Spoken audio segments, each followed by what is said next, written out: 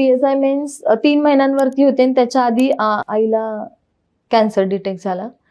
त्यामुळे मी पूर्ण कोलॅप्स झालेले. माझ्या पुढं काहीच म्हणजे पूर्ण ब्लँक झालेले. काहीच नव्हतं. पूर्ण अंधार, की आता मी करू तरी काय? कारण 4 स्टेजचा कॅन्सर होता. त्यातून आई कव्हर होणं हे शक्य नव्हतं. हे सगळ्यांनाच माहिती होतं, की कव्हर होणं शक्यच नाहीये. पण मला माहिती होतं, की जे काही आहे ते मी आईसमोर बसून निदान तेवढं तरी देऊ शकते, अभ्यास तरी करू शकते.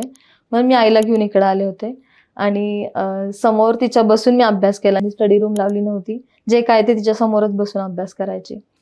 डॉक्टरांनी सांगितलं होतं, की आता आई फक्त 6 ते 7 महिनेच राहील म्हणून. मग त्या माइंडसेटनी मी कुठेही न डगमगता, कुठेही हे न होता मी अभ्यास केला. माझा 100% मी दिला.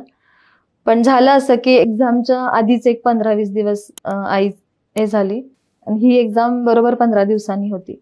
तरी पण मी एक्झाम दिली. रिझल्ट चांगला आला आणि आज हे